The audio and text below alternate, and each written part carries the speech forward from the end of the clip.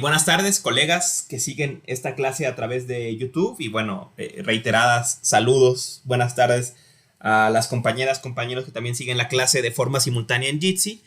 El día de hoy nos ocupa en nuestro curso de metafísica, bueno, en un curso de metafísica uno parece obligado que en algún momento nos confrontemos con la obra homónima de Aristóteles, ¿no? Con la metafísica de Aristóteles. Y justamente, bueno, eso nos ocupa el día de hoy, ¿no? Pareciera, ¿no? Pues un tema, discutíamos la sesión pasada el tema del comienzo, ¿no? ¿Dónde comienza algo? ¿Dónde poner esa frontera, esa línea entre lo que algo no era y empieza a ser, ¿no? Y entonces hablamos también un poco de esta idea, prejuicio o no, de que al comienzo, ¿no? De las cosas está su esencia más pura, su naturaleza es más pura, clara, ¿no? Y que de algún modo, bueno, con el tiempo iría degenerando esta pureza, ¿no? Y que de ahí hay algún valor epistémico, ¿no? En remontarnos al comienzo, ¿no? Y que en el comienzo todo fuera más claro, ¿no? Entonces polemizamos un poco sobre cuál es el comienzo de la metafísica, ¿no?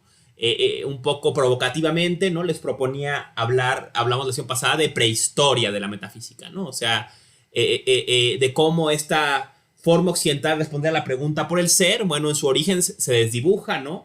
Y se pierde en los anales del mito, en los anales de las tradiciones de otros pueblos, ¿no? De la poesía, ¿no? Y cómo, bueno, era tan diferente la forma en la que respondían pensadores como Hesiodo, como Anaximandro, como Heráclito, ¿no? Como Demócrito, a esta pregunta, ¿no? Por lo que es, ¿no? Pero bueno, ¿no? O sea, en esta empresa fallida de por sí, ¿no? De remontarnos al comienzo, pues pareciera que un buen lugar para empezar a sondear el origen de la disciplina, de la pregunta filosófica llamada metafísica, del preguntar filosófico llamado metafísica, pues bueno, un lugar obligado es pues, la obra homónima, ¿no? La metafísica de Aristóteles, ¿no? Entonces, veremos cómo mucho de lo que va a dar forma a esta tradición histórica de respuesta a la pregunta por el ser en Occidente llamada metafísica va a prefigurarse en esta obra, ¿no? Pero lo primero que hay que tener presente es que la metafísica, bueno, no es una obra propiamente dicha, ¿no? O sea, es ya sabido por muchos, pero hay que ponerlo sobre la mesa, ¿no? O es una cosa ya muy conocida, ¿no? Que en realidad este libro que hoy conocemos como Metafísica es una compilación que hace Andrónico de Rodas, ¿no? Andrónico de Rodas, sucesor de Aristóteles en el Liceo, el 11º sucesor de Aristóteles en el Liceo, va a hacerse, ¿no? Después de muchos siglos de estar perdidas, ¿no? De una transcripción de las obras de Aristóteles y de Teofrasto, ¿no? Entonces va a hacerse esta transcripción de que se obtiene cuando llegan a Roma los originales que habían estado escondidos para que un rey no se los robara y entonces echó a perder parte del texto. Bueno, toda una odisea, ¿no? De esta obra, las obras completas de Aristóteles y de Teofrasto, ¿no? Pero bueno, a la hora que llegan a Roma, un bibliotecario logra transcribirlas, ¿no? Y esa transcripción, pues bueno, se le hace llegar al sucesor, digamos, en el Liceo de Aristóteles, que es justamente para esta época, más o menos el siglo I antes de Cristo, ¿no? Andrónico de Rodas, ¿no? Entonces llega a manos de Andrónico de Rodas estos textos, estas obras completas, o lo que quedaba de las obras completas de Aristóteles que sobrevivió a la descomposición, ¿no? de los siglos, ¿no? Que no se perdió en esos siglos, ¿no? Llega a manos de Andrónico de Rodas, y Andrónico de Rodas hace la primera edición crítica de la obra de Aristóteles, la ordena, y en buena medida este ordenamiento, pues bueno, se mantiene a nuestros días. Algunas obras de Aristóteles, como la Ética Nicomaquia, al parecer aparecieron en su tiempo y fueron pensadas desde un principio como un libro, ¿no? Otras obvias, como los fragmentos, bueno, existen solo en forma fragmentaria, ¿no? No es claro si fueron parte de tratados que se acabaron, que no se acabaron, o qué pasó, ¿no? Pero aquí nos ocupan dos de las obras más importantes de Aristóteles, ¿no? En nuestro tiempo, que son la física y la metafísica, ¿no? Estas obras, al parecer, no estaban pensadas como tales, sino más bien como lecciones, ¿no? Como lecciones, notas que algún tenía Aristóteles para sus clases, ¿no? En el liceo, ¿no? Y que, bueno, eventualmente, al parecer, en el transcurso de los años fue puliendo, ¿no? Fue afinando estos temas, ¿no? Y son estas notas las que quedan, bueno, en las obras completas que llegan a manos de Andrónico de Rodas, y Andrónico de Rodas lo único que hace es ordenarlas, ¿no? Entonces él ordena todos los textos que problematizan el tema del movimiento, ¿no? Los compila en un texto que titula La física, ¿no? Eh, eh, ¿No? Estos textos sobre el tiempo, el cambio, el movimiento, etcétera, ¿no? Todo lo que tenga que ver con el cambio y el movimiento, que veremos que en Aristóteles el movimiento es una forma de cambio, ¿no? Entonces se pueden englobar el metabolé, ¿no? La transformación, ¿no? En general, ¿no? Todos estos textos se compilan bajo el nombre de física, ¿no? Entonces las lecciones de Aristóteles que llegan a manos de Andrónico de Rodas sobre los temas relativos al cambio, al movimiento, se compilan en un texto, ¿no? Que es titula La física, ¿no?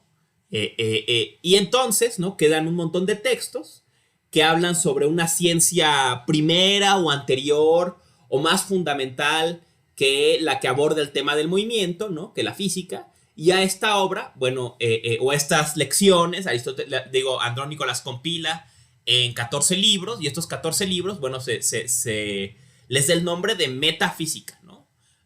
Apelando al prefijo meta, que a despecho de lo que se suele pensar, no significa más allá, tanto como junto, ¿no? O sea, lo que está junto, ¿no? Entonces son la obra contigua, digamos, a la física de Aristóteles, ¿no? Entonces, estas obras que van junto con la física de Aristóteles, ¿no? Pero bueno, en realidad, insisto, entonces no estamos hablando de una obra que Aristóteles planeó desde un principio para aparecer en su conjunto, que sea plenamente coherente, sino, bueno, la compilación de lecciones hecha por Andrónico de Rodas, que compartían cierta afinidad temática, ¿no?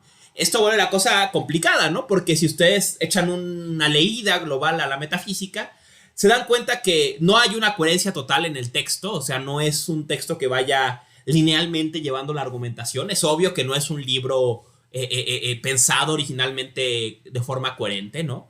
Pero tampoco, como algunos han querido pensar, es una compilación arbitraria, ¿no? O sea, es claro que hay una cierta continuidad temática, ¿no? Que hay un montón de problemas y motivaciones que unen a Aristóteles, ¿no? Entonces, que unen este texto a Aristóteles, ¿no? Entonces, podríamos crear más bien una posición intermedia entre el libro coherente y los fragmentos desperdigados, más como una cierta unidad temática, digamos, ¿no? O sea, no era un libro, pero sí son lecciones que todas están más o menos en los mismos temas, en las mismas vecindades, que comparten muchos conceptos, y aunque siempre es peligroso, ¿no? O sea, hay que ser cuidadosos al hacerlo, pero yo sí pienso, a despecho de muchos, que es posible, ¿no?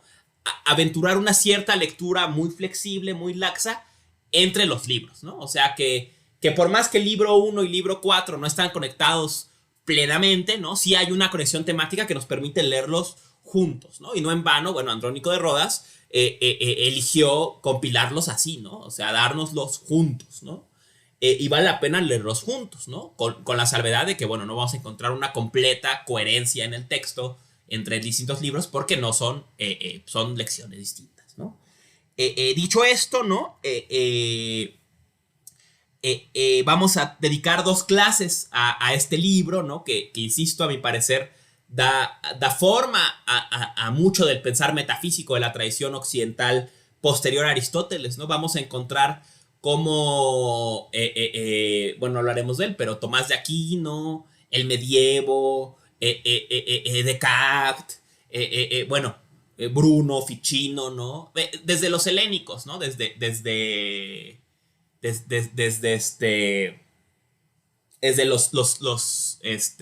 los estoicos, ¿no?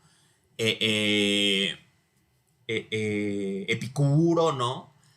Vamos a ver cómo todos ellos van a apropiarse, por más que lo critiquen, de mucho del lenguaje de Aristóteles, ¿no? Y veremos el lenguaje de Aristóteles de este libro en particular de la metafísica aparecer en Epicuro, en los estoicos, en la Edad Media, ¿no? En Tomás de Aquino, en los pensadores de la escolástica, ¿no? Pero eventualmente vamos a ver el temas de Aristóteles aparecer clarísimo en en Descartes, en Berkeley, en Spinoza, en Kant, en Hegel hasta el cansancio, en Fichte, en Schelling hasta el cansancio, ¿no? En Schopenhauer hasta el cansancio, ¿no? En Nietzsche, por supuesto, ¿no? Aunque desde una perspectiva crítica, pero está ahí evidentemente el diálogo con Aristóteles, ¿no? Y bueno, tal vez el más grande seguidor, confeso, ¿no? De Aristóteles en el siglo XX, que es Heidegger, ¿no? Entonces, de algún modo, ¿no? Pues este libro sí va a sentar mucho la forma de hablar del discurso metafísico posterior, ¿no? Entonces, dicho esto, ¿no? Con este horizonte presente, ¿no? De confrontación, bueno, entramos de lleno, ¿no? Creo que alguien quería hablar, le reitero nada más que está la sesión grabándose, ¿no? Si no le preocupa hablar, a pesar de que esté grabando, adelante. Si no, puedes ponerlo también en el chat, o si no, puedes también esperar al final si prefieres como mantener tu privacidad, pero bueno, es tu decisión, ¿no? Por mí no hay ningún problema. Si quieres participar de una vez, adelante, ¿no?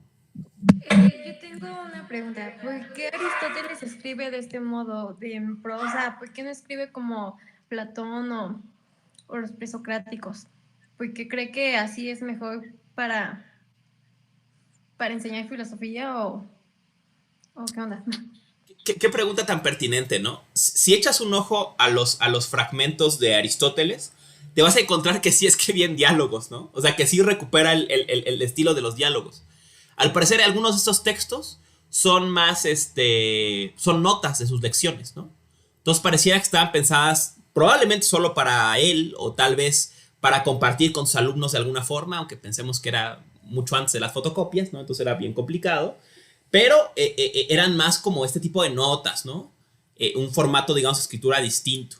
Aunque sí habría que confesar, ¿no? Que sí hay en Aristóteles un cambio estilístico en las obras que podemos presumir que sí se pensaron como obras, como es la Ética Nicomaquia, ¿no? Que no está escrita como un diálogo tampoco, ¿no?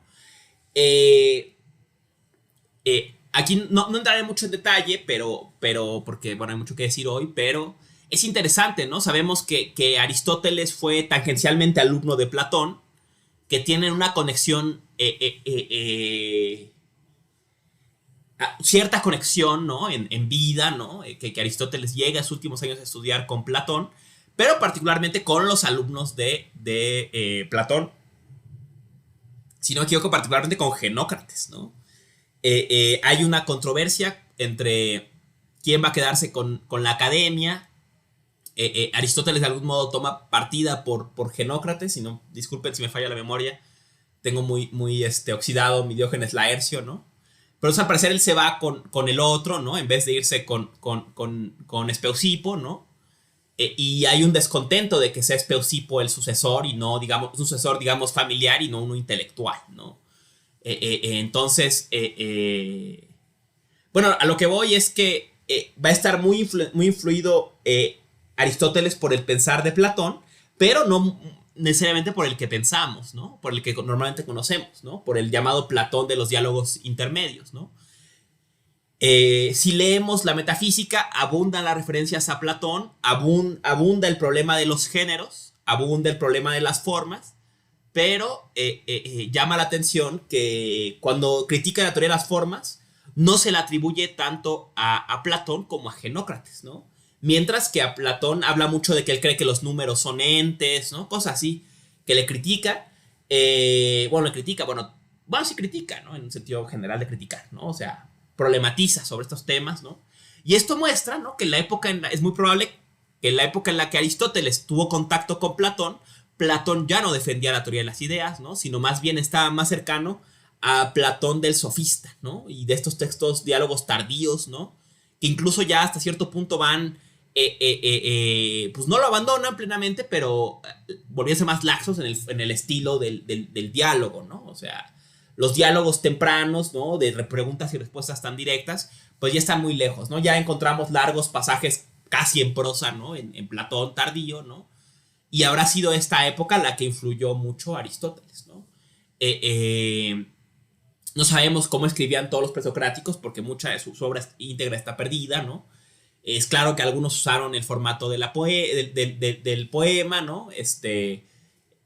Heráclito utilizó el aforismo, ¿no? Al parecer, ¿no? Pero se presume que otros usaron más, un texto más al parecer, Leucipo y Demócrito usaron más la prosa, ¿no? En fin, ¿no? Pero sí es una observación interesante, ¿no? El cambio estilístico, ¿no? En Aristóteles, insisto, no es total, o sea, Aristóteles también va a utilizar el diálogo, pero no va a ser su estilo definitivo, ¿no? Incluso podríamos sondear cómo el diálogo sigue estando ahí presente en la filosofía hasta la modernidad, ¿no? Los diálogos de Hilas y Filonús de Berkeley, ¿no? Los diálogos de Hume también tienen unos diálogos, ¿no? O sea, como que el formato del diálogo no se abandona, ¿no? Nietzsche tiene algo sobre el diálogo creo que es en Ocaso de los ídolos, pero en que, bueno, critica ahí a Platón, ¿no? Pero es curioso que este formato no se abandona, ¿no? Y bueno, hoy en día tal vez podríamos ver la versión moderna en el formato del debate, ¿no? Que estuvo muy, ya no se hacen muchos debates de ese tipo, pero estuvo muy de moda en el siglo XX, ¿no? Así de Derrida debate con no sé quién, ¿no? Y quien sea debate con quien sea, ¿no? Como este tipo de confrontaciones, ¿no? No sé. En fin. Entonces, dicho eso, buena observación, ¿no? Que es muy pertinente este tema del cambio incluso estilístico. Y veremos cómo el tema de la escritura va a ser muy, muy importante en el texto, ¿no? En fin, entramos de lleno. Les comentaba, nos ocupa hoy en particular el libro 7, ¿no? Me parece que el libro 7 es crucial para entender la forma, el giro que va a dar Aristóteles al pensar a la filosofía, ¿no? Pero echemos una mirada de pájaro rapidísima a los libros del 1 al 6, ¿no? O sea, muy rápida, ¿no? Yo estuve para esta clase, casualmente, hice el esfuerzo de releer corrido, ¿no? La metafísica de Aristóteles, porque no tengo autocontrol, ¿no? Y no valoro mi tiempo, ¿no? Ni mi vista, entonces me chuté a leer en el teléfono la metafísica de Aristóteles, ¿no? Pero bueno, sirve, ¿no? Para contextualizar un poco, ¿no? Y entender esto que insisto, ¿no? O sea, si bien no puedo entender los libros de la metafísica completamente articulados, ¿no? Porque son lecciones, sí hay una unidad temática que atraviesa los libros, ¿no? Y leer entre los libros ayuda a reconocer estos temas generales. Y sobre todo yo les voy a decir algo más laxo, motivaciones. Hay algo que mueve a Aristóteles, ¿no? No necesariamente siempre llega a lo mismo, pero todos estos textos están articulados por una misma motivación, a mi parecer, ¿no? En fin, ¿no? Entonces, vamos, ¿no? Empezamos, libro 1, Alfa Mayor, ¿no? Empieza Alfa Mayor con el famosísimo pasaje, ¿no? Bellísima frase, ¿no? Todos los hombres desean por naturaleza saber. Pantes antropos, tu eidena y joregonte fisi, ¿no? O sea, todos los seres humanos, por naturaleza, tenemos una inclinación a querer saber, ¿no? Saber traduce el término griego eidenai, ¿no? Eidenai no se entiende como noein, no se entienda como episteme, entiéndase de una forma más laxa de saber. Queremos enterarnos de cosas, ¿no? Y un poco el resto del texto va a dar testigo de eso, ¿no? Prueba de ello es nuestro gusto por los sentidos, en particular por la vista. Aunque no nos sirva, queremos ver, ¿no? Aquí Aristóteles reconoce una pulsión natural que mueve al ser humano, ¿no? Y que sería en el fondo la base de la filosofía, ¿no? La pulsión de eidenai, la pulsión de querer saber, ¿no? O sea, lo mismo que mueve al chismoso que cuando anda uno en la calle y oye una explosión se asoma a ver qué pasó, o algo se cayó, oyes una revuelta y te vas a asomar. No te sirve de nada asomarte, tal vez incluso asomando te pones en riesgo, pero quieres saber, ¿no? Lo que nos mueve a asomar la cabeza con los vecinos de abajo pelean, ¿no? Ay, ¿de qué estarán hablando, no? Ese mismo móvil es en última instancia lo que mueve a la filosofía. Entonces, todos los seres humanos estamos atravesados por esta pulsión de querer saber, ¿no? Y esta pulsión de querer saber pareciera que se sublima en una forma muy peculiar de saber, ¿no? Y luego vendrá en este texto, ¿no? En Alfa Mayor 1, en Metafísica 1, ¿no? Libro 1, capítulo 1, ¿no? una tematización de los niveles de saber, ¿no? O sea, se empieza por la vista, ¿no? Por los sentidos, luego la memoria y los sentidos crean la empiria o empeireia, ¿no? La experiencia, ¿no? O sea, ahí ya sé porque ya lo vi muchas veces y ya sé cómo va la onda, ¿no? De eventualmente nace la techné, el arte, y eventualmente se asciende, bueno, hasta la sofía, ¿no? La sofía, que es, digamos, el saber en sumo grado, ¿no? Notemos, ¿no? Cómo venimos de entender, y aquí, insisto, vemos cómo... Y esto es algo curioso, ¿no? O sea, hay algo... siempre pensamos en Nietzsche como el gran pensador de las pulsiones, pero hay que reconocer que y de las causas, motivos irracionales del pensar, ¿no? Por ejemplo, es más allá del bien y del mal, ¿no? Pero este tema no es nuevo. Este tema ya estaba, claro, bueno, por supuesto en Platón, ¿no? La filosofía es un furor, es una forma de locura, ¿no? En el Fedro, ¿no? Y acá, ¿no? Es una pulsión. La filosofía al final es la sublimación, la versión sublime, en el sentido más ideal sublime, o sea, más elevada de esta pulsión de el chisme, de querernos enterar, ¿no? De Idenai, ¿no? Lo que mueve al gato a buscar en la caja que acaba de llegar a la casa, lo que mueve al chismoso a asomarse cuando oye una revuelta en la calle, ¿no? Lo mismo mueve al filósofo a pensar, ¿no? Ese mismo deseo, una pulsión irracional, y vendrá con otra cosa, que es completamente inútil, ¿no? O sea, el deseo de saber para Aristóteles tiene un valor por sí, no responde a las necesidades, no sabemos para vivir mejor, para progresar, para lo que sea. Queremos saber porque saber es mejor que no saber, per se, ¿no? Por eso, pantes antropos tu idene joregonte fisei, ¿no? O sea, todos los seres humanos por naturaleza queremos conocer, ¿no? Y la expresión más sublime, más elevada de esto es la sofía, ¿no? ¿Qué es la sofía? Dice él, la ciencia o el saber de las primeras causas y los primeros principios. Aquí entramos, antes de hacer los comentarios digo esto, en un tema que será crucial en nuestra lectura de la metafísica en este curso, ¿no? Que fue un hito tan grande la obra de Aristóteles que cada término que usa se convirtió en término técnico de la tradición filosófica, ¿no? De la tradición metafísica, ¿no? Esencia, substancia, equidad, causa, principio, necesidad, ¿no? O sea, son términos que para nosotros ya son pues, términos técnicos que usamos, que son característicos del discurso filosófico, ¿no? Pero Aristóteles va a ser una obra increíble, ¿no? La metafísica, digamos, muy general, es una obra poética, una obra que crea metáforas del pensar, que crea nuevas formas de decir lo que es, ¿no? ¿Cómo? Pensemos el lenguaje de una forma wittgensteiniana, ¿no? Al estilo del segundo Wittgenstein. El lenguaje es una herramienta, el lenguaje es pásame el martillo, ¿no? Y ya sé que si es pásame el martillo, es que te pase esta madre que está sobre la mesa, ¿no? Pásame la no sé qué, ¿no? O sea, como una herramienta, una pragmática del lenguaje, ¿no? Pensémoslo de una forma muy burda, ¿no? Claro, sin comprometerse con la teoría, pero solo para ilustrar la cuestión, ¿no? Tiene Aristóteles, ¿no? Que llevar al lenguaje más allá de sus límites de la vida cotidiana para decir lo más grande, ¿no? Que será un poco lo que veremos ahora, ¿no? Entonces, tendrá Aristóteles que hacer un montón de violencias al lenguaje, ¿no? Dice Heidegger en los Cuadernos Negros, ¿no? El poder de una filosofía está en la profundidad de sus metáforas, en su capacidad de crear nuevos sentidos, ¿no? Y usando, ¿no? la idea de metáfora viva de Ricoeur, ¿no? Una metáfora quiere decir tomar el sentido cotidiano de la palabra e interceptarlo, ¿no? Y entonces la palabra, la referencia va así y la metáfora la intercepta y la lleva a otro lado, ¿no? Construye, dice otra imagen que utiliza Ricoeur, sobre las ruinas del sentido tradicional, ¿no? O sea, cuando uno crea una metáfora, toma la palabra en su sentido tradicional y sobre ese sentido tradicional construye algo nuevo, ¿no? Esto va a ser Aristóteles, ¿no? Si algo es la metafísica, es una poética, es una obra del lenguaje, ¿no? Es una creación de términos, ¿no? Y tan creación que, bueno, la la tradición posterior que va a tomar el nombre de esta obra, ¿no? Pues va a tomarla como diccionario, ¿no? Y va a tomar un montón de términos, entonces va a volver su lenguaje cotidiano, ¿no?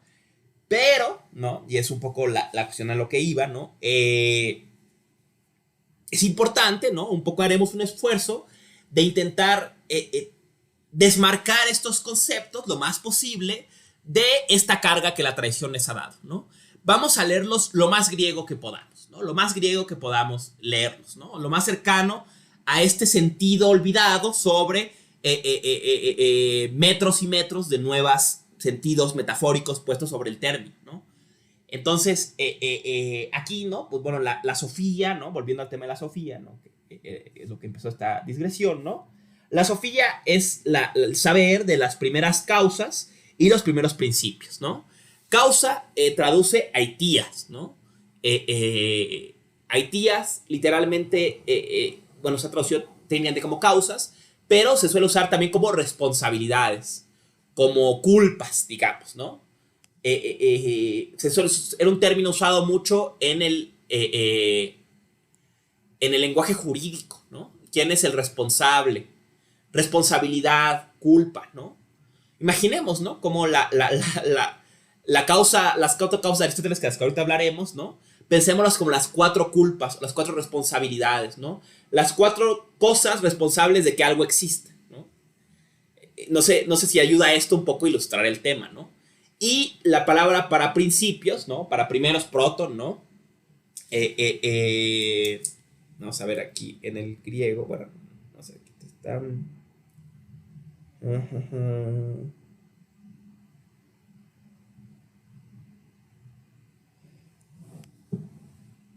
Aquí está, ¿no? Sofía Perita, Prota Aitia, Kaitas Arjas, Hipolambano, no, Hipolambanusi Pantes, ¿no? O sea, literalmente, ¿no? Dice,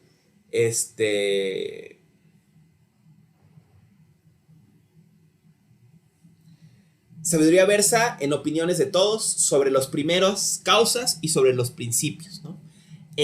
Lo que quiero decir es que la palabra para causas es aitías, ¿no? Responsabilidades, culpas, ¿no? Como este campo semántico, ¿no? Y la palabra para, ya oyeron, ¿no? Para principios, ¿no? Otro término técnico clásico de la filosofía, es arjas, ¿no? O sea, vemos, ¿no? Cómo Aristóteles sigue encerrado, ¿no? O bueno, encerrado, sino enmarcado, ¿no? En la pregunta de la tradición anterior, ¿no? O sea, Aristóteles sigue como Hesiodo, sigue como Tales, sigue como Heráclito, como Parménides, preguntando por el arjé. ¿Qué fue lo primero en llegar a ser, no? Lo mismo está preguntando Aristóteles, ¿no? Igual que cuando Hesiodo se confronta con las musas y les pregunta, díganme, oh musas, ¿qué fue lo que llegó a ser al principio? Pregunta por el arjé. Aquí Aristóteles dice, todos los seres humanos queremos saber. Tenemos la pulsión natural para saber. Y ese saber tiene distintos niveles. Y el nivel más alto es saber qué fue al principio. ¿Cuál es el arjé? El principio, ¿no? Es el más alto, el más grande. La pregunta más grande es la pregunta por el arjé, ¿no? En el fondo, Aristóteles añora el saber de Hesiodo, ¿no? El saber del principio, ¿no? No en vano, ¿no? Dirá en el libro 2, famoso, ¿no? Por eso el filósofo es también filómitos, ¿no? Amante de los mitos, porque hablan de cosas maravillosas, ¿no? Porque hablan de lo primero, ¿no? Y en ese sentido, antes de leer los comentarios y darles la palabra, ¿no? Va Aristóteles, ¿no? A intentar ponerse a dialogar, ¿no? El resto del libro con la tradición, concretamente con los presocráticos, ¿no? O sea, hasta ahora aquí se han preguntado por lo primero, ¿no? Lo que es responsable, la primera causa, ¿no? La que es responsable, o las cosas de que haya cosas, ¿no? Pues los pensadores llamados presocráticos, ¿no? Y aquí los lista y se pone a discutir con cada uno de ellos qué pensó sobre el arjé, ¿no? O sea, de algún modo, se pone en la misma línea de los pensadores del Arjé, ¿no? Vemos entonces que no estábamos tan perdidos al hablar de una prehistoria de la metafísica en el pensar presocrático, en la pregunta por el Arjé, ¿no? Bueno, aquí lista, ¿no? Aparece uno de los famosos temas, ¿no? De las 4 responsabilidades, las 4 causas, las 4 aitías, ¿no? La causa material, ¿no? La causa formal, la causa eficiente o la causa de movimiento. Dice, literalmente, vamos a ver, esto, el texto dice, dice...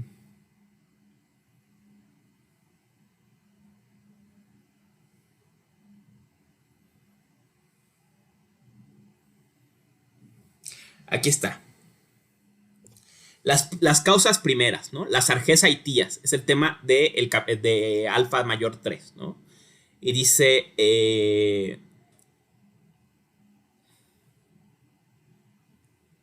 dice, vamos a ver las causas primeras, ¿no? Las arjés aitías. Arjés aitión, perdón, ¿no? Y la aitía se dice, causa se dice, o responsabilidad se dice en tetrajos, ¿no? Se dice en 4 sentidos, ¿no? Está...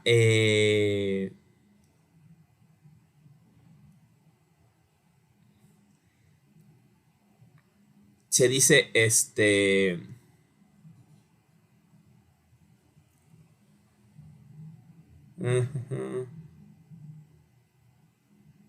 una es la usía y el toti ene inai, o sea, la substancia y la esencia en la traducción cotidiana que cuestionaremos al final de esta clase, ¿no? La otra es el ilén, ¿no? Ten ilén, el material, no, entonces la primera causa es la causa kaitoti ene inai, es la causa inai tes usian, kaitoti ene inai, o sea, la causa de la substancia y la esencia, la causa formal, ¿no? Luego está ten ilen kai to hipokeimenon, que es la causa material o del sustrato o del fundamento, digamos, ¿no? Luego está el arjes tesquinesos, o sea, el principio arjes, ¿no? O origen del kinesos, del movimiento, ¿no? Y luego está finalmente, bueno, la que responde al telos, ¿no? Al fin, ¿no? Entonces aquí están las 4 responsabilidades. Algo es por su materia o hipokeimenon o sustrato, por su forma, ¿no? O sustancia o esencia, digamos, o definición, por su principio de movimiento, ¿no? Inicio o origen de su movimiento, de su kineton, ¿no? Y por su fin, ¿no? Hacia dónde se está moviendo, ¿no? Ahí están las famosas 4 causas, un poco retraducidas, ¿no? De una forma medio primitiva del griego, ¿no? En fin, ¿no? Antes de seguir este recorrido, leo, y creo que alguien quería hablar. Si alguien quiere hablar, insisto con la nota de que está la grabación de la clase, pero si no le molesta, adelante, o si no, en el chat, ¿no? Mientras leo, me parece interesante cómo Aristóteles reconoce la importancia de los sentidos. En cambio, Platón y Parménides consideraban que los sentidos nos engañan. Sigamos licenciatura en chismes. Bueno, Fabio, evidentemente sí, ¿no? Y bueno, no has tenido el placer de disfrutar la facultad, ¿no? Que es, bueno, en donde claramente todos los seres humanos por naturaleza desean enterarse de los chismes, ¿no? Pero bueno, ¿no? Chistes aparte, ¿no? Aunque sí pensemos, ¿no? Lo que está diciendo aquí Aristóteles, dando la razón a Ubaldo y a Fabi en un sentido, ¿no? Noten, y aquí comparte sí, claro, la crítica de Platón a los sentidos es cierta, pero los sentidos son un momento del saber, ¿no? O sea, innegable, ¿no?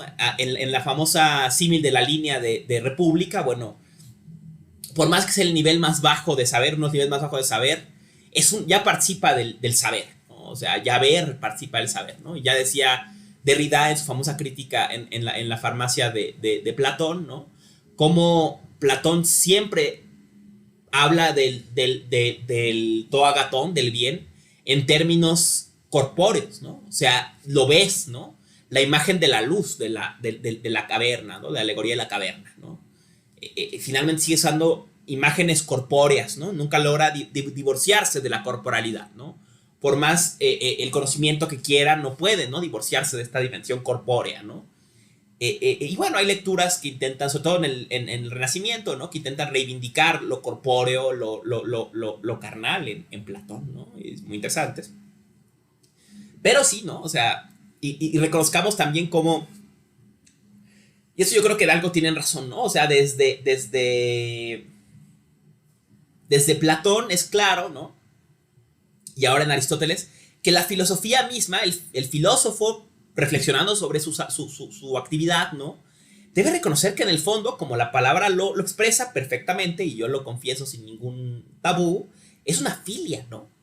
La filosofía es una filia, literalmente es una filia, ¿no?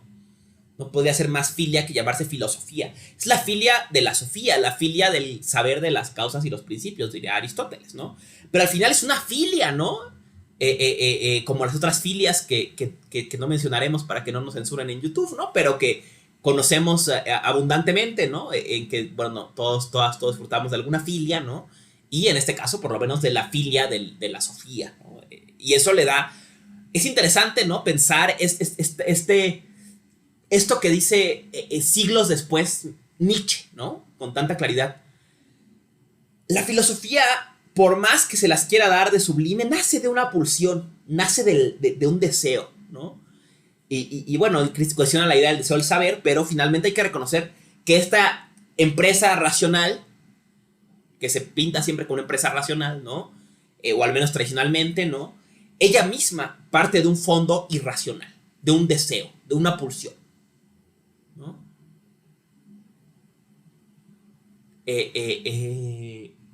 Bueno, esto es sobremanera sugerente, ¿no? En fin, seguimos sobre este vuelo de pájaro sobre Profe, adelante, tengo una duda. Por ejemplo, usted dijo que la pregunta o el saber por el arjé es el conocimiento mayor, ¿no? Es como que, wow, la revelación, ¿no? Para Aristóteles y bueno, para muchos presocráticos, ¿no? Sí. Entonces, en la ética nicomaquea, ¿cómo se dice? No.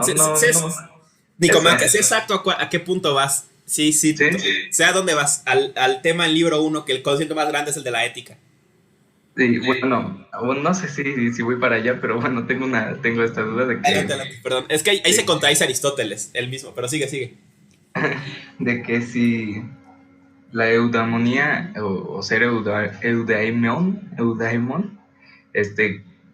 es el dedicar la vida a la filosofía, pero para eso tener ciertos requerimientos, ¿no? Requisitos.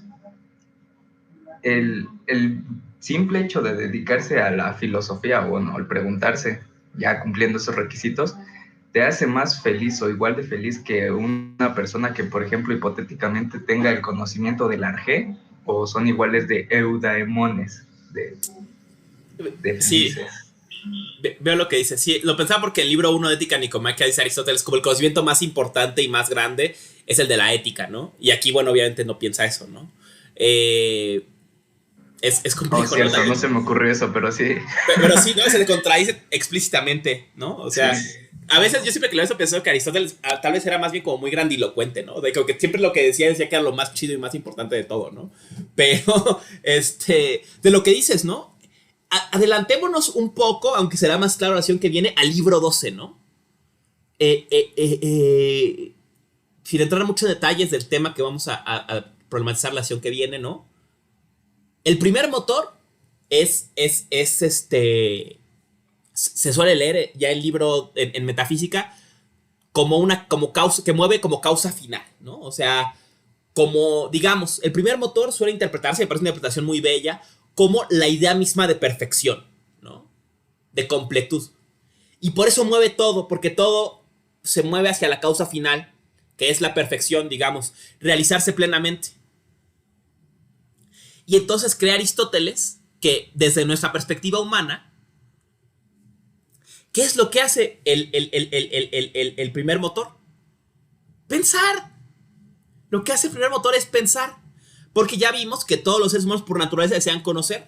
O sea, pareciera que la función preeminente de los seres humanos, ¿no? Digamos, el telos, la causa final del ser humano es pensar, ¿no? Y si es pensar, pues obviamente intentará emular, dice, por ese placer que por pocos periodos disfrutamos nosotros, es completo en el primer motor, ¿no? O sea, el placer de pensar, ¿no? Entonces sí pareciera, ¿no? Que pensar por sí mismo es... O sea, en última instancia, para Aristóteles, pensar o el pensar en su nivel más alto no es una cuestión pragmática, sino que es en sí misma un placer, ¿no? Y es una confesión interesante también de un filósofo, ¿no? Al final sabemos no porque vayamos a cambiar el mundo con ese saber, ¿no? Sino porque nos gusta, ¿no? Porque es un placer saber, ¿no? Enterarnos, ¿no? Esta noción tan laxa de saber con la que empieza el libro, ¿no? Y ese deseo en su expresión más sublime, más extrema, podría decir en otros términos, es la sofía, ¿no? O sea, el mismo placer que nos da ver algo, aunque no nos sirva de nada verlo, ¿no? Como decía en otras clases, ¿no? El mismo placer, cuando alguien te dice, oye, tengo un chisme de Juan, ¿conoces a Juan? Tú dices, bueno, no conozco a Juan, pero cuéntame, ¿no? O sea, no me sirve de nada saber, esa información no me va a ayudar en nada, no conozco a Juan, pero prefiero que me cuentes qué le pasó a Juan, aunque no lo conozca y aunque no tenga nada que ver con Juan, a no saber qué le pasó a Juan, ¿no? Entonces eso muestra este móvil que en su expresión más extrema es la sofía, ¿no? Y pensemos, ¿no? Este va a ser, me parece, uno de las hilos temáticos de esta obra articulada que es la metafísica, ¿no? La pregunta más grande, la pregunta, el máximo placer del saber es la pregunta por lo primero, por el arjé, ¿no? ¿Y qué es lo primero, no? ¿Qué es lo que estuvo al principio, la causa de todo, digamos, ¿no? Y entonces, bueno, de ahí que la filosofía se plantee como el nivel más alto de conocimiento, no porque sea el más útil, ni mucho menos, ¿no? Sino porque es, digamos, la máxima satisfacción a este placer, a esta filia de la sofía, este deseo de saber, ¿no?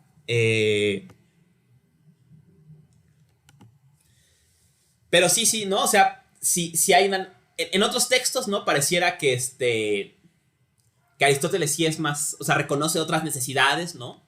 Que no solo de filosofía vive el ser humano, ¿no?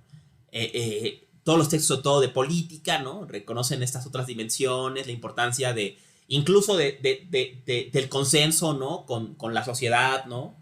De asumir, ¿no? Lo que los más saben, ¿no? De lo que los más creen, ¿no? Aristóteles va un poco tal vez a ver en un tácita aceptación del destino de Sócrates, ¿no? De decir, no, espérate, el filósofo no debe posicionarse como el que sabe todo y que rompe con todas las creencias sociales, ¿no? Sino que mucho la filosofía se elabora desde lo que todos creen, dice a veces, ¿no?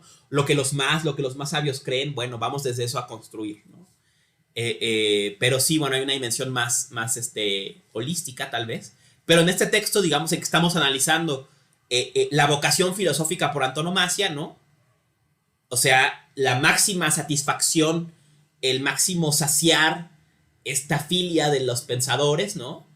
Del pensar, del saber, ¿no? Pues sí, ¿no? Pareciera que lo que se le va a dar el énfasis total es a pensar, al placer de pensar. Dicho en otros términos, si algo une a estas lecciones, a estos ejercicios de Aristóteles que luego engloba Andrónico de Rodas en la metafísica, es el deseo de dar rienda suelta al extremo al deseo de pensar, ¿no? Y con ello encontrar el tema fundamental de la filosofía, o sea, la pregunta más grande, más ambiciosa y la mayor satisfacción de la sofía que pueda obtener, y es la pregunta por lo primero, por las primeras causas, por los primeros principios, y veremos, bueno, eventualmente que no. Dice, continuando, ¿no? Ahora un poco, alfa menor, ¿no? Sigue, por algo se llama alfa menor, ¿no? O libro 2, ¿no? Continúan los mismos temas, ¿no? La ciencia de los principios, ¿no? Siempre pensando esta necesidad de una ciencia de los principios, ¿no? Una ciencia del arjé, ¿no? De lo que hubo al principio, si es que las causas son infinitas o hay algo al principio, hay un comienzo, ¿no? Aristóteles da razones por las que debe haber un comienzo, ¿no? Y dice algo, abre con una frase curiosa, ¿no? Me gusta, porque sin duda ahí resuena, veremos en el semestre que viene, ¿no?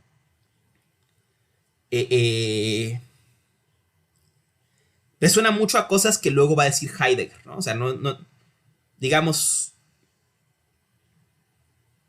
Heidegger, aceptándolo o no, tomó mucho de Aristóteles, ¿no? Y aquí una de las ideas que quiero llamar la atención dice, empieza el libro 2, ¿no? Alfa menor, dice,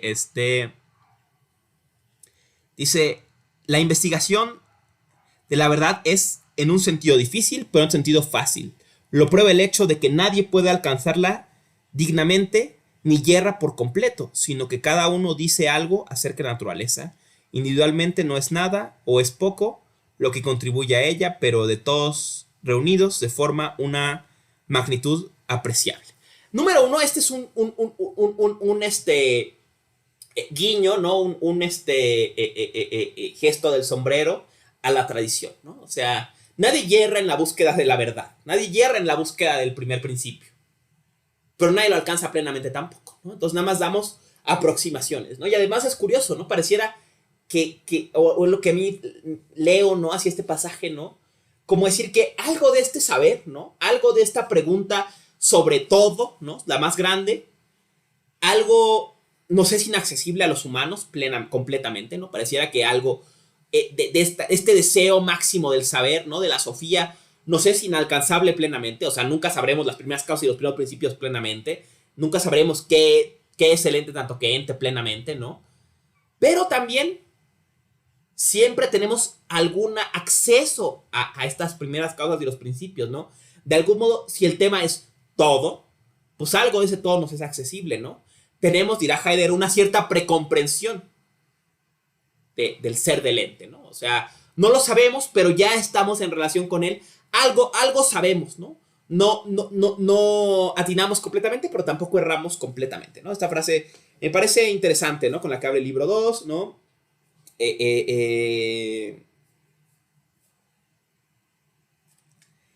Libro 3, ¿no? Libro beta, ¿no?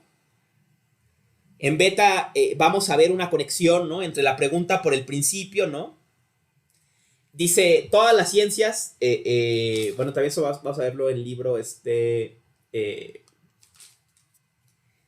libro ETA, libro 6, ¿no?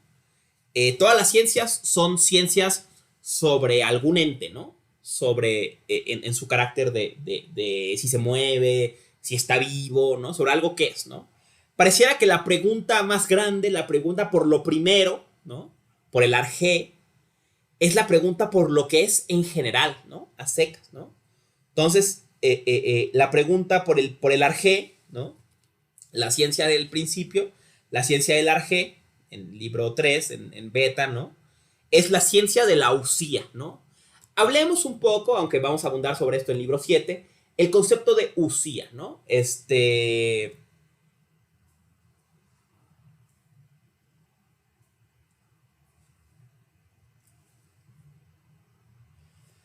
Usía es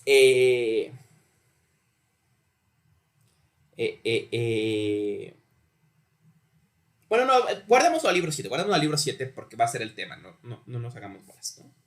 Entonces de ahí vamos a entrar al libro gamma, ¿no? Libro 4, ¿no? En libro 4 va Aristóteles a sentar el primer paso en ese sentido, ¿no? Entonces dice, bueno, entonces pareciera que la ciencia que buscamos, la ciencia de las primeras causas y los primeros principios, la ciencia del arjé, la sofía, que es el saber de las primeras causas y los primeros principios, es en el fondo la ciencia del on e on, del ente en tanto que ente. On es, entendámoslo como el participio de eimi, ¿no? O sea, de ser, ¿no? Lo que es, ¿no? La ciencia de lo que es en tanto que es, ¿no? Si es la ciencia de lo que es, va a hablar de todo lo que decimos que es, ¿no? Pero dice Aristóteles, ¿en qué sentido, no? No en tanto que se mueve, no en tanto que está vivo, no en tanto que es música, no en tanto que es, no, en tanto que es en general, ¿no? O sea, en otros términos, ¿qué hace que lo que es sea? ¿Cómo es que hay? usando hay un guiño a lo que hablamos de Quine, ¿no? ¿Cómo es que hay, ¿no? ¿Qué significa que haya? ¿Qué es lo que es en tanto que es, ¿no? O sea, no hablemos de si cambia, no hablemos de si es inmóvil, no hablemos de si es número, no hablemos de... Hablemos de cómo es que es, ¿no? Esta es, piensa Aristóteles, ¿no? La pregunta más grande, porque lo que pregunta por todo lo que decimos es, ¿no? Y también toca lo que decíamos sobre el libro 2, ¿no? O sea, en el fondo, libro alfa menor, ¿no? Todo el tiempo estamos en relación con lo que es, ¿no? Entonces, algo sabemos sobre lo que es, pero nunca lo ponemos plenamente entre signos de interrogación y mucho menos tenemos una comprensión plena de qué significa que lo que es sea, ¿no? ¿Qué es el ente? O sea, lo que es el on en tanto que ente, ¿no? ¿Qué hace que el ente sea ente, ¿no? Dirá Heidegger en el Nietzsche 2, ¿no? Esa es la gran pregunta, el en tanto del ente. O sea, dice, ahí Aristóteles sí dio en el blanco, ¿no? La pregunta no es nada más por el ente, sino cómo es que el ente es, qué lo hace ser ente, ¿no? Lo que luego llamará él la pregunta por el ser del ente, ¿no? Que bueno, veremos eso el semestre que viene también, ¿no? Pero vemos aquí la cuestión, ¿no? O sea, la pregunta más grande es la pregunta por el ente en tanto que ente, ¿no? Y Aristóteles avanza en el libro 4 una primera determinación, ¿no? Dice que es el famoso principio de no contradicción, ¿no? O sea, ningún ente puede ser y no tener el mismo atributo sobre las mismas circunstancias, ¿no? Dice, esa ya es una determinación que implica a todo lo ente, ¿no? Vemos cómo intenta ya entender cómo funciona el ente, ¿no? El ente, dice él, tiene una cierta individuación, ¿no? No puede ser algo y su contrario, ¿no? O es esto o es aquello, ¿no? Y está empezando entonces, al menos en esta lección, en el libro 4, ¿no? A prefigurar estas líneas, ¿no? De cómo los primeros principios que explican todo lo que es, ¿no? Y aquí el principio de no contradicción, ¿no? Recuerdo un debate hace años cuando era alumno de licenciatura, ¿no? En que una maestra decía que el principio de no contradicción es un principio lógico y un alumno le contestó, no, maestra, Aristóteles les dice que es un principio metafísico, ¿no? O sea, no es sobre cómo funciona el lenguaje, sino sobre la condición de los propios entes, ¿no?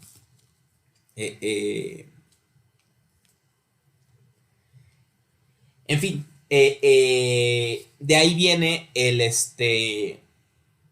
libro Delta, libro 5, es un libro de definiciones muy famoso, ¿no? Aquí Aristóteles va a intentar caracterizar los términos que va a usar para trabajar, ¿no? El término de usía, el término de contrariedad, de necesidad, ¿no? Un montón de términos va a intentar definirlos. Y es interesante porque lo que hace Aristóteles es justo este libro es donde más claramente vamos a ver la labor poética de Aristóteles, ¿no? Entonces va a decir cómo se usan estos términos, va a intentar rescatar de los muchos sentidos en que se usan una cierta raíz común, y de esa raíz común va a construir un nuevo sentido, ¿no? Es el juego poético de la metafísica de Aristóteles, ¿no? Tomar los términos cotidianos del griego, ¿no? Analizar su uso, ¿no? Y rescatar de ese sentidos comunes, ¿no? Algo que le sirve para decir algo que esos términos estaban pensados para decir, ¿no? Libro 6, libro Épsilon, ¿no? Prefigura ya Aristóteles 3 ciencias especulativas, ¿no? La matemática, la física y la teología, ¿no? Aquí, ¿por qué la teología, no? Dice, bueno, porque en el fondo, ¿no? El tema de toda ciencia no puede ser los accidentes, las cosas que más cambian, sino las que menos cambian, ¿no? Y las ciencias más elevadas, digamos, ¿no? La matemática, la física y la teología, tienen que tocar algo que no cambie en sumo grado, ¿no? Aquí empezaremos a ver una rebelión aristotélica contra el cambio, ¿no? O sea, la pregunta por lo que es tendrá que ser la pregunta por lo que menos cambia en última instancia, ¿no? Y entonces, pues la ciencia primera es sobre lo que menos cambia, y parece que lo que menos cambia es Dios, ¿no? Y veremos esta conexión entre metafísica, el libro Metafísica, la arqueología y teología, ¿no? O sea, la ciencia de las causas y de los principios, la ontología, la pregunta por lo que es, y la teología, ¿no? Todas estas ciencias que Aristóteles articula, ¿no? vemos cómo todas como que las une, por no decir que son la misma, pero las une una temática común, ¿no? La búsqueda de lo primero. Y lo primero parece que va a ser lo que menos cambia, ¿no? Lo que es necesariamente, ¿no? Esto será más claro adelante, ¿no? Pero bueno. Y bueno, me llama la atención esto que dice Aristóteles, ¿no? En el libro 6, ¿no? No hay ciencia del accidente, ¿no? Porque el accidente es el cambio, ¿no? Mientras que la ciencia es de la sustancia, de lo que no cambia, ¿no? Y es curioso, ¿no? Porque veremos el semestre que viene, si es que me tienen la paciencia de aguantarme hasta el semestre que viene, ¿no? A un autor contemporáneo que se llamaba, porque ya murió hace un par de años, Paul Virilio, ¿no? Paul Virilio tiene, bueno, varios planteamientos famosos, ¿no? Y entre ellos tiene la teoría del accidente, ¿no? Intenta Paul Virilio, ¿no? Aquí cometer el parricidio también, ¿no? O sea, como Platón cometió parricidio contra Parménides, Virilio comete parricidio contra Aristóteles, ¿no? O sea, intenta una ciencia del accidente, ¿no? Dice Virilio, ¿no? Como un guiño, ¿no? La ciencia del accidente reconoce que detrás del sentido deseado de cualquier cosa, cuando inventamos algo para una cosa, creamos su accidente. O sea, creamos para lo que no es, ¿no? Por ejemplo, dice él, creamos el automóvil para transportarnos, pero al crear el automóvil creamos el choque automovilístico. Creamos el transportador espacial para ir al espacio, pero al crearlo creamos la explosión.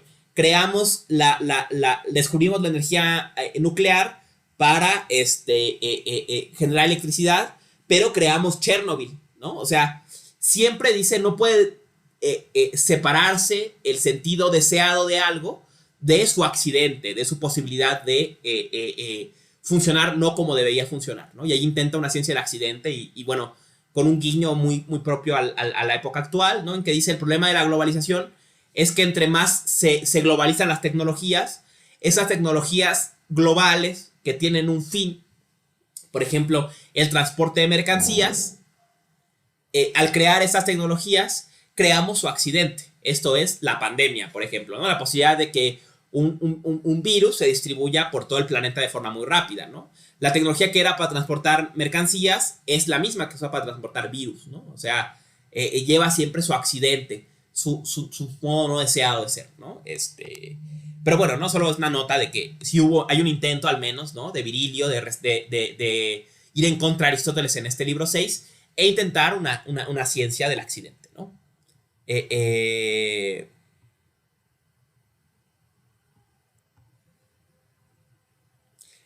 El parricidio de Platón, muy rápido. Este pasaje del parricidio, que es una palabra del propio Platón, aparece en el Sofista, ¿no? En este diálogo tardío tan famoso que ya hemos mencionado mucho. ¿Cuál es el parricidio contra Parménides? Decir que en un sentido el no ser es, ¿no? O sea, está Platón discutiendo, lo digo de memoria, ¿no? No tengo fresco el diálogo, ¿no? Pero está discutiendo cuál es la ciencia la técnica del sofista, ¿no? El sofista es un artista de la ilusión, ¿no? Algo así dice. ¿Pero qué es una ilusión? Una ilusión no es lo que parece ser, ¿no? Un espejismo no es un río, ¿no? Por decirlo así, una alucinación no es un elefante en tu sala, ¿no? Pero ¿cuál es el ser de una ilusión si solamente se entiende de forma negativa, ¿no? La ilusión es lo que no es real. Entonces, esta reflexión lleva a Platón a decir, tal vez haya que cometer parricidio, o sea, negar al padre Parménides y decir que de hecho el no ser es en un sentido, ¿no? ¿En qué sentido? En el sentido de diferencia, ¿no? O sea, la ilusión es como diferencia de la verdad, como lo otro de la verdad. Algo así, ¿no? Grosso modo, la idea del parricidio en Platón es la negación de la afirmación de que el no ser en algún sentido es, que iría en contra, bueno, de la idea de Parménides, ¿no? Y bueno, de ahí como que la frase es muy poderosa, ¿no? La idea de cometer parricidio, ¿no? De voltearse contra el padre, ¿no? Y en este caso, bueno, contra Aristóteles, ¿no? Un poco la usamos en esa consonancia, ¿no? Digo en ese sentido. Si te interesa el sofista, el año pasado en el curso de metafísica vimos el sofista, ¿no? Entonces, ahí está en el repositorio, ¿no? En el curso del semestre del año pasado, en el canal de Habitar la Tierra de YouTube, está el curso del sofista, ¿no? Entonces, si te interesa el sofista, ahí lo tengo más fresco. Y hablamos en general sobre los temas del sofista, y entre ellos, bueno, del parricidio, ¿no? Pero bueno, ya dicho esto, ¿no? Entramos de lleno al libro que nos ocupa, ¿no? Déjenme, me acomodo porque la cosa se pone buena, ¿no? Libro 7, ¿no? Libro 7 a mí me parece crucial. Libro 7, vamos a ver qué importante es para la tradición metafísica, ¿no? Déjenme lo localizo en mi versión. Vamos a irlo revisando. Este libro 10. Estar más arriba.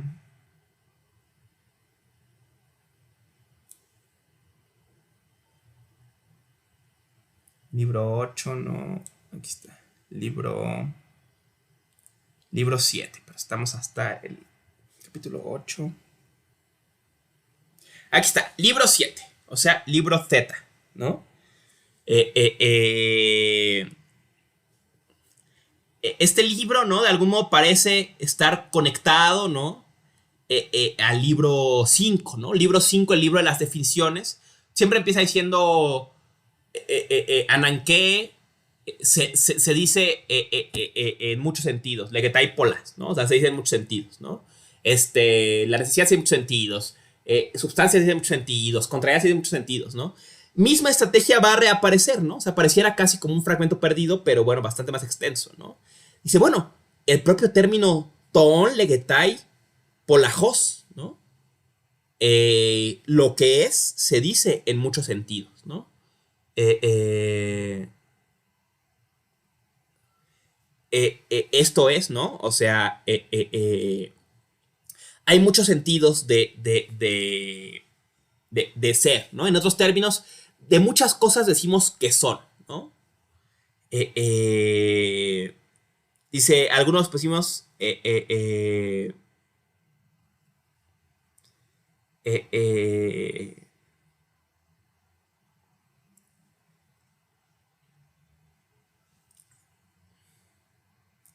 dice, para empezar, ¿no? Estoy viendo el espacio que lo tengo en el griego, déjenme verlo en español, es el 15. Traducen aquí,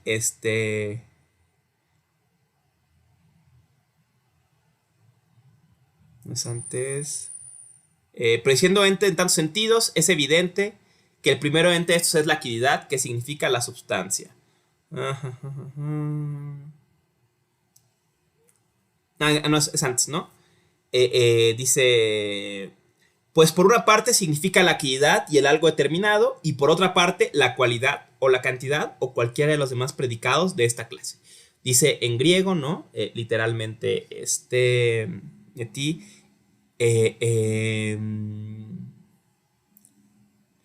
estikai, to de ti. No, se dice en muchos sentidos, tomen, ti, kai, to de ti. O sea, por un lado, la actividad, que literalmente es ti, o sea, ti con acento, que es que, ti es, el que es, ¿no? Como pregunta, ¿no? O sea, la actividad quiere decir literalmente el que es algo. Y el kai, to de ti, tode es ¿no? Y ti sin acento es algo. Entonces, literalmente, dice en español, traducen como la actividad y el algo determinado. Literalmente diría por un lado es el que es, el ti, y el to de ti, o sea, el algo, el algo singular, ¿no? Pensemos que estos términos lo que Aristóteles quiere dibujar la imagen es de algo determinado, ¿no? Tal cual, o sea, algo, el que es de algo, ¿no? Por un lado es, ¿no? Decimos que es algo determinado de algo, y por otro lado también decimos que es tode, poion, eposon, eton, alon, ecaston, tos uts, categorúmeno.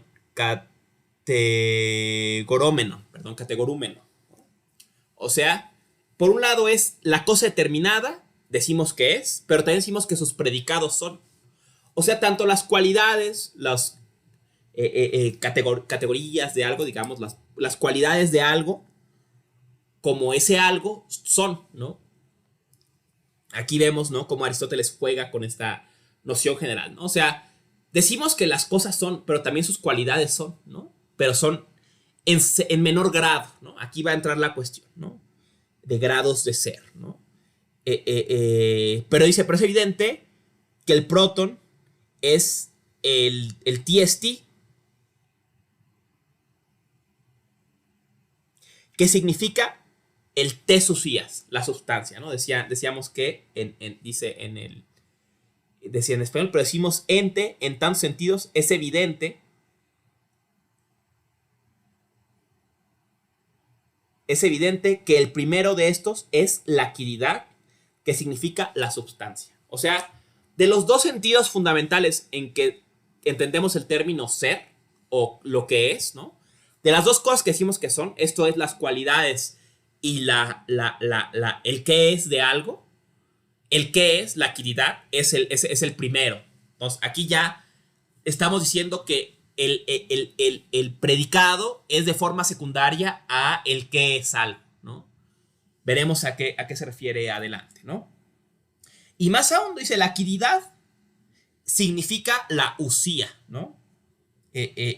Usía es como un abstracto infinitivo, un abstracto participio de qué es, ¿no? Hablaremos un poco de esta al final de este capítulo, ¿no? Dice...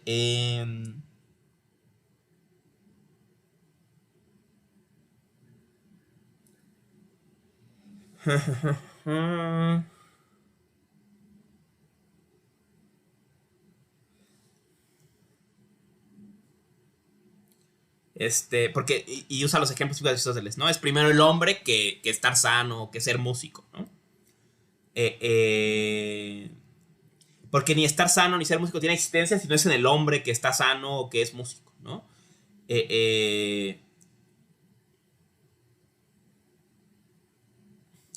Dice, es pues evidente, ¿no?, que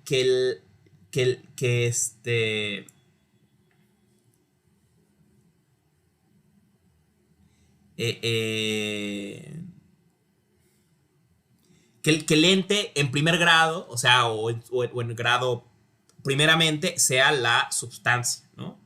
Porque la sustancia es primero, y aquí viene un pasaje importante, en cuanto al enunciado, en cuanto al conocimiento y en cuanto al tiempo, ¿no? O sea, kai logon, kai gnosei y kai chrono, ¿no? O sea, de acuerdo al tiempo, de acuerdo al enunciado y de acuerdo al conocimiento. Este pasaje no tiene idea cuánto he batallado yo para interpretarlo. Les voy a hacer una interpretación desquiciada, pero ahí les va la interpretación, ¿no? De acuerdo al enunciado, de acuerdo al conocimiento, vamos a leer lo que dice después, ¿no? Porque se aclaran 2 de 3, ¿no? Pues de las demás categorías, ninguna es separable, sino solo ella. Entonces, aquí hay un tema importante. De algún modo, la sustancia es separable de sus atributos o cualidades o accidentes, ¿no? ¿Cómo? No sé.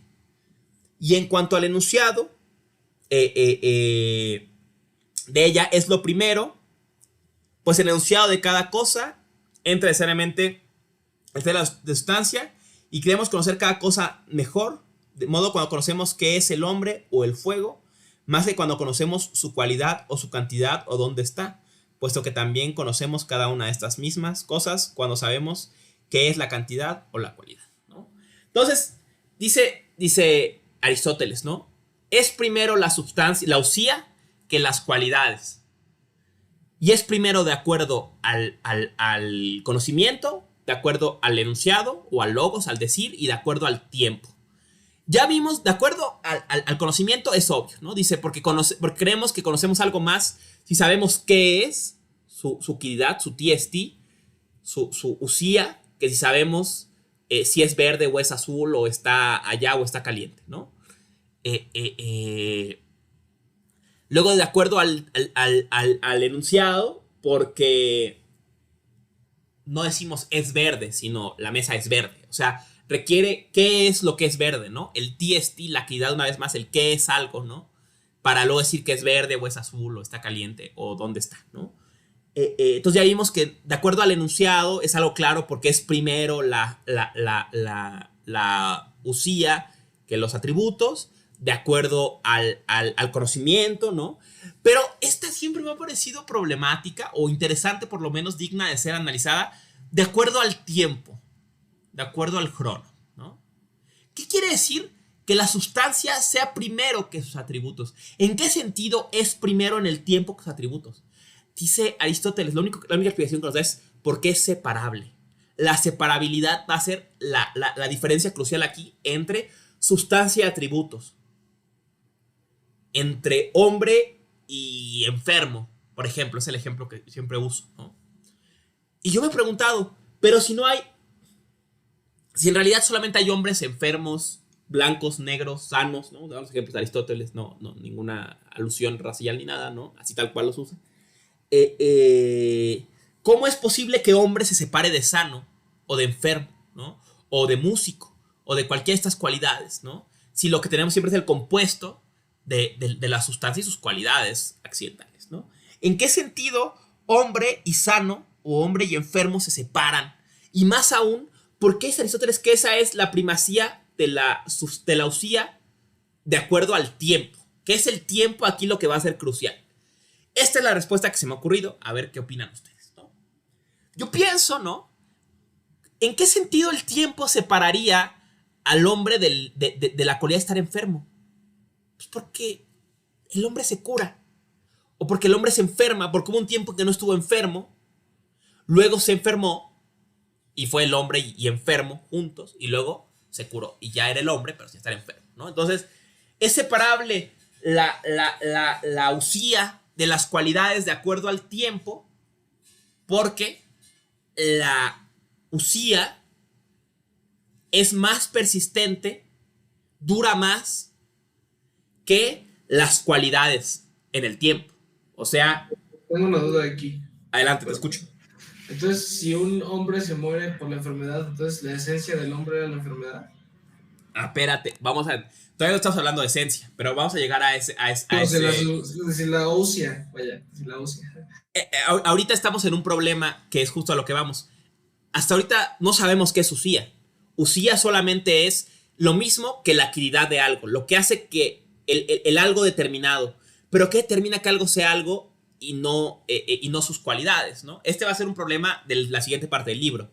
Hasta ahorita solamente hay que pensar, ¿no? Y este justo el ejemplo de la muerte es un ejemplo muy claro del tema del concepto de esencia, de To tiene y Nai, que vendrá un poco adelante.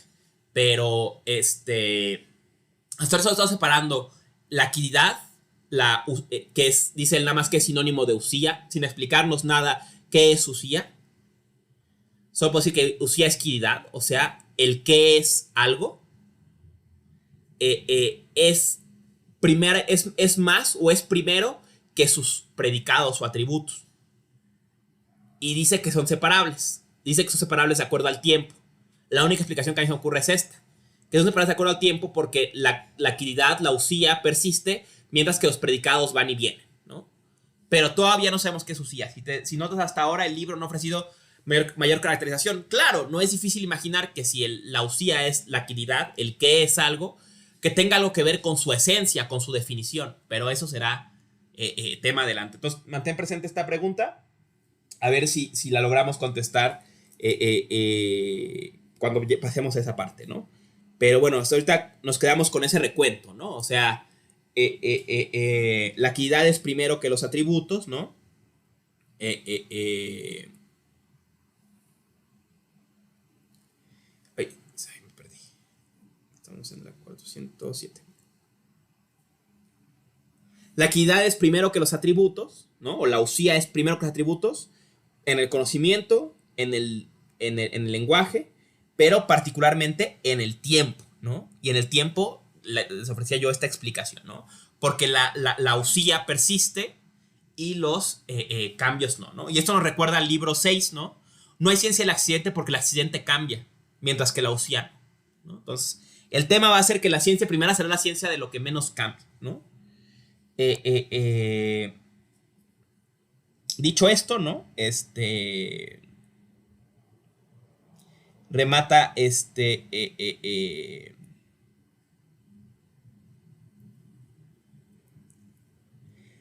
remata Aristóteles diciendo, ¿no? Cerrada esta reflexión, dice: y en efecto, lo que antiguamente y ahora y siempre se ha buscado y siempre ha sido objeto de duda, que es el ente, titón, equivale a tis usías, que es la sustancia, ¿no? Entonces, aquí, esta frase, a mi parecer, es el manifiesto de la metafísica. La pregunta titón, ¿qué es lo que es? Es lo mismo que preguntar tis usías. Entonces, Aristóteles hace la pregunta más grande, la pregunta por lo que es en tanto que es, e inmediatamente la acompaña de la forma en que esa pregunta se tiene que responder, en términos de usía. Hasta ahorita no sabemos mucho de la usía, pero al menos sabemos una cosa, que la usía es lo que es primeramente de un ente, más que sus atributos, y que esta primacía se debe a que es lo que en un ente más se resiste al cambio, más persiste. Lo más persistente de un ente es su qué es, su utilidad, y con ello su usía. ¿Qué más significa usía? No sabemos. Pero ya nos dijo Aristóteles que a partir de este momento, la pregunta titón, ¿qué es lo que es? Es lo mismo que preguntar tis usías. O sea, preguntar qué es lo que más persiste en un ente. Este giro es crucial, ¿no? Y hablamos de él la primera sesión, pero volvemos ahora sobre este episodio en el libro 7 de la metafísica, ¿no? Pensemos en la trascendencia de esto, ¿no? O sea, bueno, y otra cosa que decir, ¿no? Veíamos en el español, ¿no? Que usía, ¿no? Ha sido históricamente traducido, y aquí, bueno, explica en la edición trilingüe, se explica muy bien, de una forma un poco equívoca, como substancia, ¿no? Hablaremos de este equívoco al final, pero la pregunta, ¿qué es el ente? Es a partir de ahora para Aristóteles lo mismo que preguntar qué es la substancia. Tanta razón tenía Aristóteles de que esto ha sido el tema siempre y que a partir de ahora seguirá siendo el tema, que todos los pensadores posteriores se preguntaron por la substancia. Descartes habla de sustancia, Spinoza habla de sustancia, Berkeley habla de sustancia, Kant habla de sustancia, Hegel habla de sustancia. Tenía razón. A partir de este libro, la pregunta titón va a ser la pregunta tis usías. La pregunta ¿qué es el ente? Va a ser la pregunta ¿qué es la sustancia? ¿No? Entonces, Aristóteles nos da la pregunta ontológica, la pregunta por el on, por el ente tanto que ente, pero también nos da la forma de responderla en términos, a mi parecer, de persistencia, ¿no? De lo que más dura, de lo que más se resiste a cambiar, ¿no? Es lo que más es, ¿no? Lo que más es lo que es más, por más tiempo, digamos, ¿no? Lo que más es lo que es más, lo que más persiste.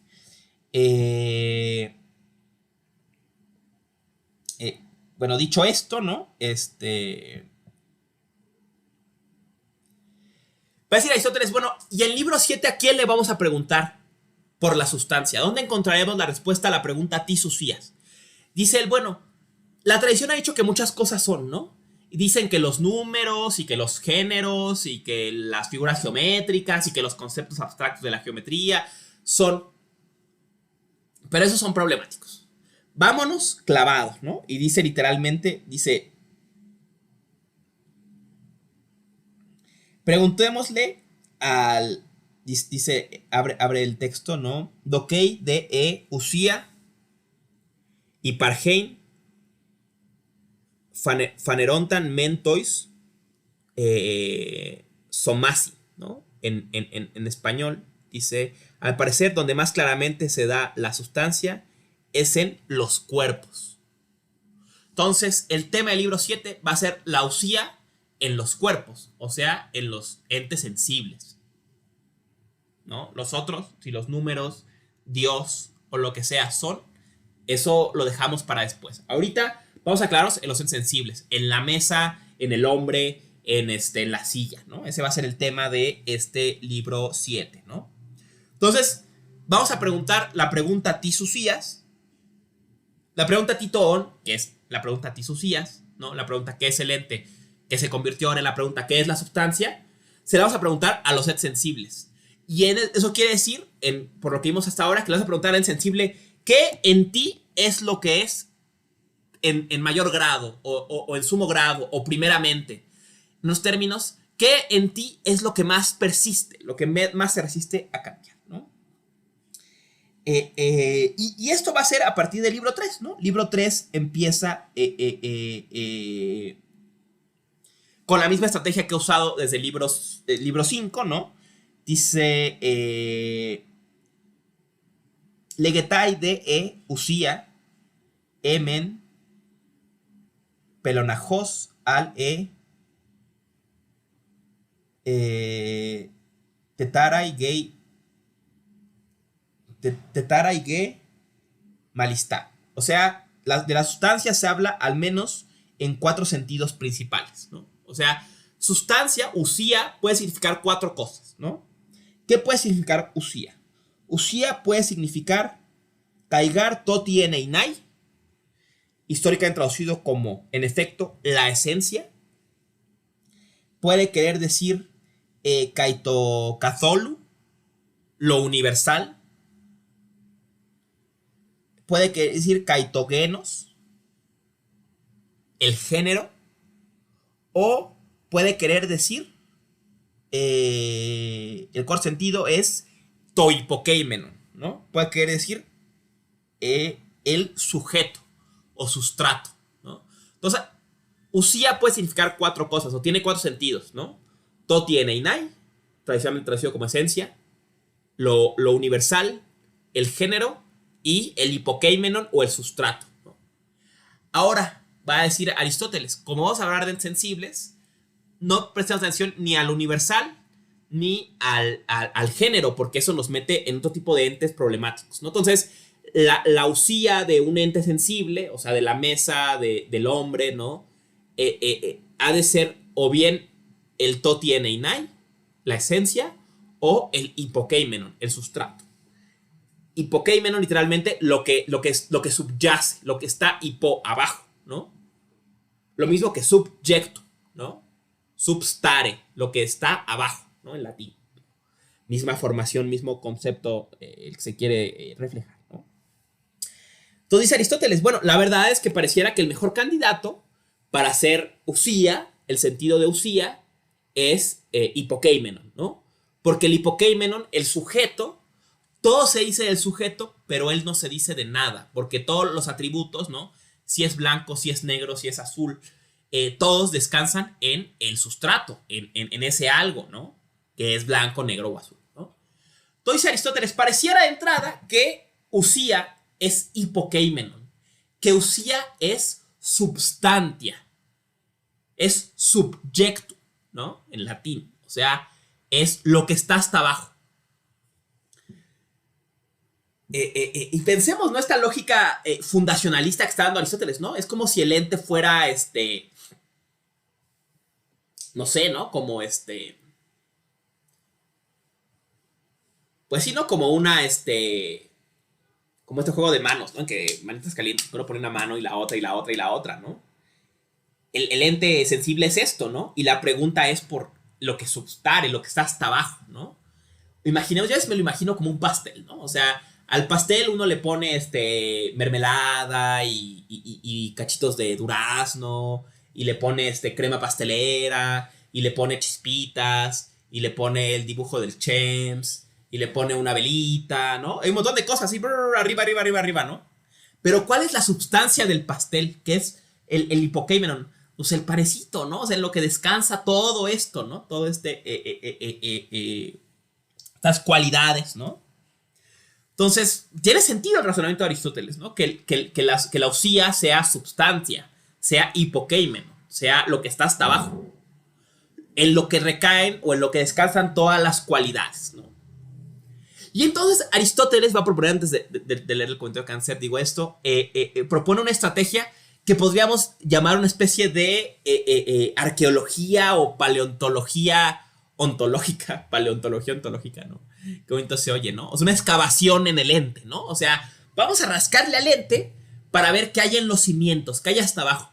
¿Y cómo rascamos? Quitando cualidades, ¿no?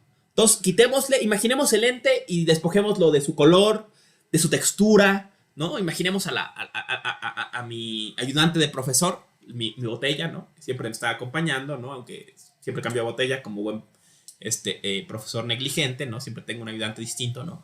Pero bueno, entonces le quitamos todo, ¿no? Le quitamos la etiqueta, ¿no? Le quitamos la textura, le quitamos la temperatura, le quitamos el color, le quitamos el sabor, le quitamos el aroma, le quitamos la ubicación, todas las cualidades, se las quitamos, ¿no?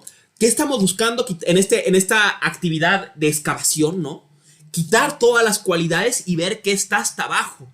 ¿Cuál es el hipokeimenon? ¿Cuál es el sustrato? ¿Cuál es la substantia, el subjectum? ¿No? Y Aristóteles descubre algo alarmante. Si le quitamos todas las cualidades a un ente en este esfuerzo de encontrar en dónde esas cualidades descansan, no nos queda nada. ¿Qué queda? ¿Qué le queda a un ente que no tiene cualidades? ¿Qué es un ente que ya le quitamos todas las cualidades? Es Aristóteles. Nada. Pues no es nada. ¿Qué podemos decir de él? Ya no es nada determinado, porque las determinaciones tienen que ver con atributos, ¿no? Entonces, a un ente que le quitamos todas sus cualidades, pues no es nada, ¿no? Ya no es verde, ya no es duro, ya no es suave, ya no está frío, ya no es caliente, ¿no? Ya no es nada. Dice, si algo asemeja, es a la materia sin forma. Es pura posibilidad, ¿no? Dice, y si siguiéramos este camino, si debajo de las cuales, si Usía va a ser hipokeimenon, querría decir que Usía es eso que está por debajo de todas las cualidades. Pero entonces, si debajo de todas las cualidades queda nada, pues entonces la Usía, la sustancia sería nada, porque no tendría cualidades, ¿no? Entonces no sería nada. Y dice Aristóteles, eso no puede ser, ¿no? Eso querría decir que todo en el fondo es nada, y eso no lo podemos aceptar. Entonces, tal vez, ¿no? De aquí viene un giro interesante. No es que Usía no ha de entenderse como hipokeimenon, como sujeto, como substrato, como substantia. Tal vez sea mejor decir que Usía, porque la consecuencia es que el fundamento de todo es nada, materia sin forma, ¿no? Que todo vendría de la nada, ¿no? Entonces, más bien, habrá que dar un paso atrás en esta labor de excavación y dejar algunas cualidades para que el todo de ti, el algo determinado, sea algo, el qué es, ¿no? El TST, la actividad, sea algo, ¿no? Algunas cualidades habrá que dejarle a la Usía, pero ¿cuáles? Y aquí entra la otra posibilidad, ¿no? Si Usía, en los entes sensibles, no ha de entenderse como hipokeimenon, como subjectum, como substantia, entonces se ha de entender como totiene inai, ¿no? Ahora, aquí entra algo curioso, ¿no? Ojalá tuviera un pizarrón, ¿no? Para hacerlo lo haría con Paint, pero me tardo mucho, ¿no? Escribiendo griego en Paint. Pero, tomemos hagamos un árbol genealógico del desarrollo del concepto en libro 7. Empezamos con la pregunta por el on, ¿no? Entonces, on se dice abrimos el primer árbol, ¿no? En dos sentidos. Por un lado, el on puede ser TST, quididad, o todo de ti, algo determinado, por un lado, y por otro puede ser categoría, puede ser cualidad, atributo, predicado, ¿no? Entonces, primer árbol que se abre. Este lado no nos preocupa porque ya vimos que el sentido primario de on es quididad y todo de ti, ¿no? O sea, TST y todo de ti, ¿no?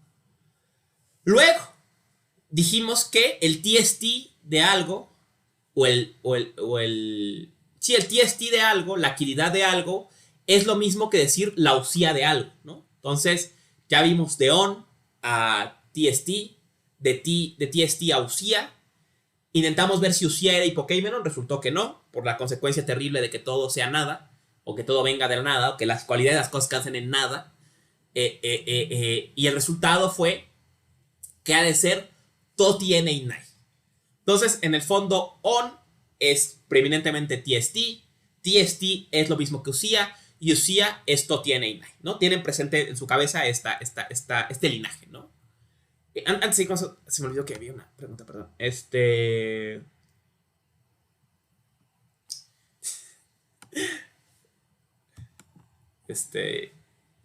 somos más hijos de nuestro tiempo que de nuestros padres, ¿no? Mm. Bueno, comentarios aparte sobre la cultura memética del siglo XXI, ¿no? Volviendo al tema, nosotros decíamos, ¿no? On es TST, TST es UCIA es TOTI NAI. Eso quiere decir, ¿no? Que TST es lo mismo que TOTI NAI.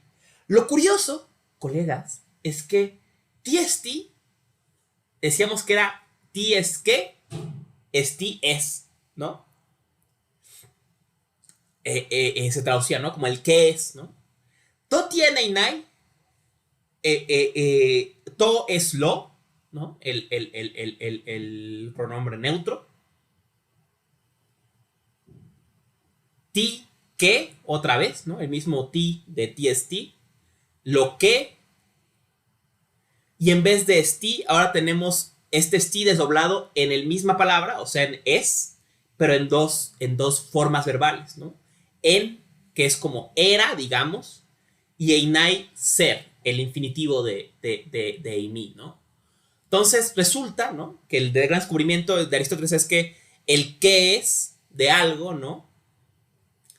Es lo mismo que su usía, que decir usía, ¿no? Y que usía es lo mismo decir que, decir el totien, que decir que es totien einai. Pero totien einai es literalmente lo que era ser, digamos. Lo que era y es, ¿no? ¿Cómo interpretar esta frase totien einai que la historia tradujo como esencia, ¿no? Esencia. ¿Qué es la esencia? ¿Qué es el totien einai? ¿Qué quería decir Aristóteles cuando desdobló el tiempo verbal de TST, que es en era y ser?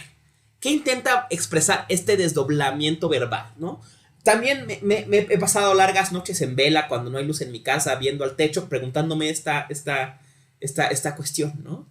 Y la respuesta a lo mejor que se me ha ocurrido también es, quiero enfatizar, me parece, el carácter de persistencia, ¿no? El era y el es, ¿no? O el ser, ¿no? O sea, como que, como su duración, ¿no? Explica en la traducción, ¿no? Que totien einai, puedo entenderlo como la esencia o el que es algo en sentido abstracto, ¿no? Digamos, ¿no? Su definición.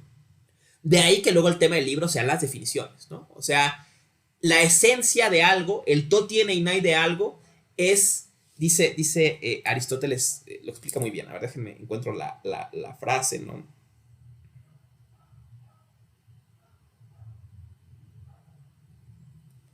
Que lo ilustra perfectamente. Es el enunciado en que no está lo que se define y que sin embargo lo enuncie. Este será el enunciado de la esencia de cada cosa, ¿no? O sea, el ser humano, el animal racional, ¿no? Lo que lo define, ¿no? Esa caracterización que hace que algo sea algo que encajaría en un diccionario. Sus cualidades que mientras es eso, las tiene, ¿no? Mientras es humano, es animal y es racional, ¿no? Y esto toca lo que comentaba un colega hace rato sobre la muerte, ¿no? ¿Qué pasa cuando el ser humano pierde alguna de sus cualidades esenciales, por ejemplo, ¿no? En este caso, se muere, ¿no? Deja de ser animal, ¿no? Deja de ser humano, diría Aristóteles, sí, en el acto sí, sufre un metabolé, un cambio en su sía, ¿no? Un cambio de su naturaleza, ¿no? Se convierte en un cadáver, ¿no? En pocas palabras, ¿no? Entonces, la esencia, el totien einai, puedes entenderlo como esas cualidades que hacen que algo sea algo, tal que si las perdiera, dejaría de ser lo que es, y que sin incluirlo sirven perfectamente para definirlo. O sea, la definición de él que pondríamos en un diccionario, ¿no? La esencia abstracta, digamos, ¿no? El TST, el qué es algo, la actividad de algo, es las cualidades que van a ser lo que es, tal que si las perdiera dejaría de ser lo que es, ¿no? Esos límites, digamos, que pintamos con el lenguaje en un diccionario para que sea esta cosa y no otra, ¿no? Eso es el Toti Eneinai, que la tradición tradujo como esencia, ¿no?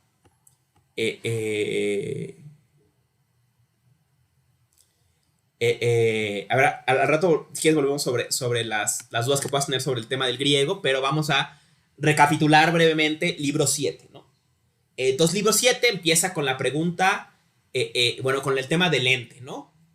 Sabemos que la ciencia primera que intenta Aristóteles en este libro, o esta motivación por la ciencia más grande que pregunta por lo primero, por los principios, por la causa, por lo que es, ¿no? Es la ciencia del oneon, del ente en tanto que ente, ¿no? Entonces, el libro 7 se enfrenta al concepto mismo de ente, ¿no? Y dice, ente se dice en varios sentidos, ¿no? Se dice que es ente la actividad y algo determinado, o sea, el qué es algo. Y también se dice que es los atributos de ese algo, los predicados, las cualidades de ese algo, ¿no?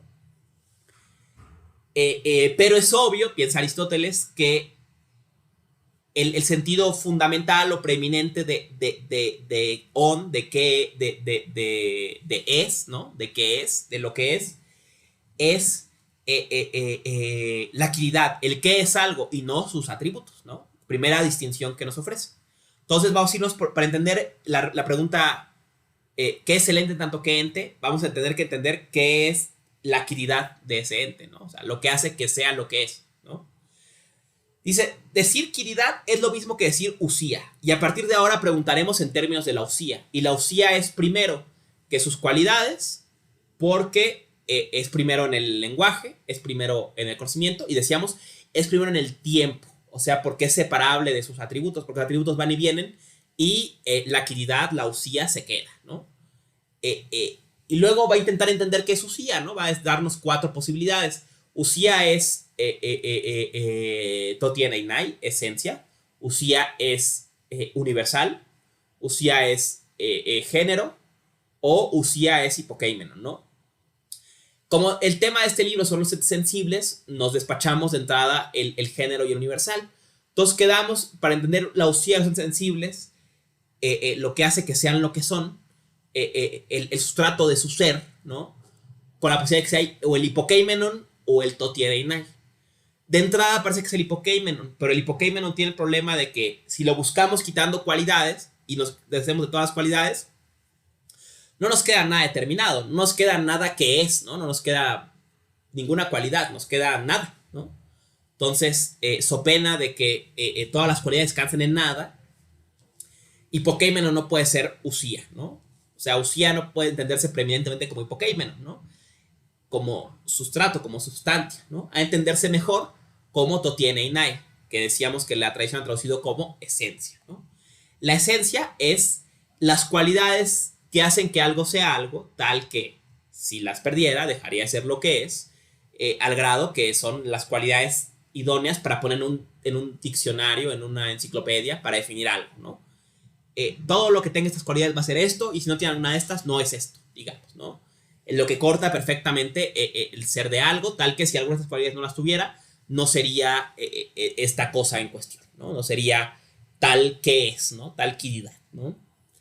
Ese ha sido el recorrido hasta ahora, ¿no? Y ahí Aristóteles, ¿no?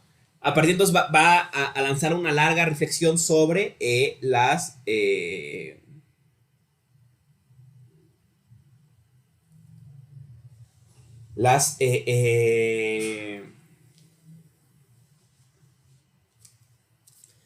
definiciones, ¿no? O sea, ¿cuál es una buena definición? Dar ejemplos de definiciones. Porque va a ser finalmente en el campo de la definición donde se juegue el campo de la esencia, ¿no?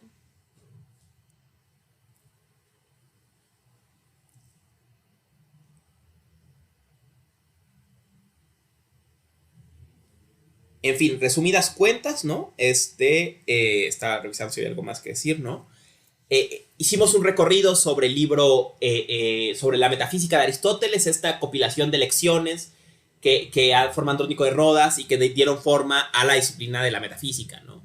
Decíamos que no tiene una cohesión plena por ser lecciones separadas compiladas después, pero que tienen una misma espíritu, a cierto sentido. Ese espíritu es la búsqueda de la ciencia primera, de lo más grande, la pregunta más grande, del nivel más alto de este impulso humano natural de conocer, ¿no? Ese nivel más alto es la Sofía, y la Sofía es ciencia de lo primero. ¿Y qué es lo primero? Lo que pregunta por el ente, por todo lo que es, por el on eo, ¿no? Y entonces vimos cómo Aristóteles se enfrenta a esta pregunta de muchas formas, y llegamos finalmente al libro 7, en que entra de lleno a la cuestión de los sentidos del ente. Estos sentidos del ente, entre los atributos y la actividad, el qué es algo, la actividad y que se entiende como usía, será el sentido preeminente, ¿no? Miras que los atributos serán, o sea, son también entes, pero en sentido secundario, en virtud de que la usía persiste más que los atributos, ¿no? Los atributos van y vienen y la usía persiste, ¿no? Luego vimos distintas formas de entender usía, ¿no? Como entender usía como hipokeimenon o como totieneinai, ¿no? Primero intentar Aristóteles entenderlo como hipokeimenon, pero resulta que si usía es hipokeimenon, o sea, sustrato, si buscamos la usía quitándole a un ente todas sus cualidades, no nos queda nada, ¿no? Entonces las cualidades descansan en nada, y la usía de los entes, su ser primero o preeminente, sería nada, ¿no? Entonces, en cambio, lo busca en el totieneinai, que la tradición ha traducido como esencia, ¿no? Que es las cualidades que hacen que algo sea algo, tal que si alguna de ellas perdiera, dejaría de ser lo que es, o a saber, la definición de algo abstracta, la que iría en un diccionario, digamos, ¿no? Y de ahí se arranca el problema de las definiciones, ¿no? Vimos en pocas palabras, ¿no? Cómo en la medida en que Aristóteles hace el giro de convertir la pregunta tiesti, que es el ente, que es lo que es, en la pregunta tis usías, va a prefigurar una forma de responder a la pregunta por lo que es, y esa forma de la pregunta es en términos de buscar aquello de lo que es, que más persiste, que menos cambia, y en el caso de sensibles, pues será su esencia, ¿no? Será esas cualidades que nos hacen ser lo que son, tal que si las perdieran dejarían de ser lo que son. En otros términos, como diría mi mamá, Aristóteles nos dio el remedio y el trapito, ¿no? O sea, no solo nos dio la pregunta por el ente, sino la forma de responderla, y veremos cómo la tradición se tomó a pecho esta idiosincrasia de responder a la pregunta por lo que es, en términos de lo que más persiste, de lo que menos cambia, ¿no? Ya Nietzsche delató que es idiosincrasia en la filosofía pensar que en el no cambio hay algún valor, ¿no? Es mejor lo que no cambia que lo que cambia, ¿no?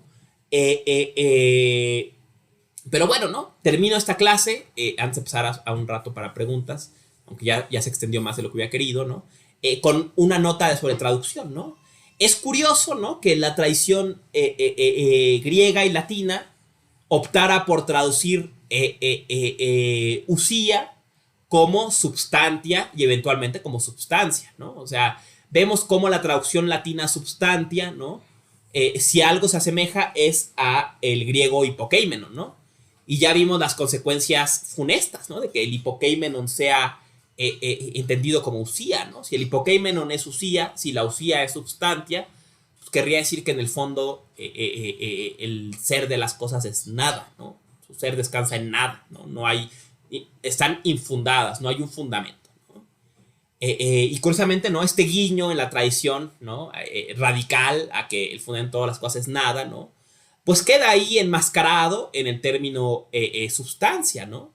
Y aún más sugerente, ¿no? Es que desde el latín nos damos cuenta que la misma idea que subyace al concepto de usía como substantia, o sea, de usía como aquello que está a la base del ser de todos los entes, ¿no? Aquello que les da ser a todos los entes, en que todo lo demás es, ¿no? El fundamento, ¿no? De todo lo que es, ¿no? El substare, el hipokeimen, ¿no? Con sus consecuencias funestas o no, ¿no? Esta misma idea de fundacional, ¿no? Que pone el fundamento de todos los entes en un ente especial o en una cualidad del ente en especial, ¿no? Esa misma lógica se emparenta con otro concepto fundamental de la tradición. El concepto substantia está formado igual que el concepto subjectum. ¿Hay acaso una afinidad fundamental entre la noción de substancia y la noción de sujeto? ¿Es substancia y sujeto en última instancia lo mismo? Ese será tema de las próximas clases. Pero por lo pronto, bueno, dejamos aquí la cuestión, dejamos otro rato para preguntas en el Jitsi, quien siga conectado, ya sé que se me extendió la clase. Y próxima clase, nada más les dejo, por favor, que lean Metafísica, libro 7, no, perdón, libro 12. Vamos a ver libro 12 más o menos hasta el capítulo 8, ¿no? Entonces lean hasta el capítulo 8 del libro 12 de la metafísica, el tema del primer motor, vamos a discutirlo un poco. Vamos a ver un poquito de física, el tema del cambio en Aristóteles y el movimiento. Y si tienen tiempo, échenle un vistazo al libro 9, ¿no? Al tema de la potencia y el acto, ¿no? Si hay chance, échenle un ojo a eso. Pero, digamos, lo que sería su responsabilidad leer preeminentemente, ¿no? Sería libro 12, ¿no? 12 hasta el capítulo 8, ¿no? Entonces, hasta aquí dejo la transmisión. Si alguien que siga la clase en YouTube tiene preguntas, no duden en escribir a los grupos, no duden en mandarme correo. Estoy al pendiente de sus preguntas y comentarios. Y bueno, hasta aquí la dejamos para YouTube. Nos vemos la semana que viene con la lectura del libro 12. Y me quedo un rato en el Jitsi por si alguien más quiere preguntar y comentar, ¿no? Muchas gracias, colegas que siguen la clase en YouTube. Y nos vemos la semana que viene.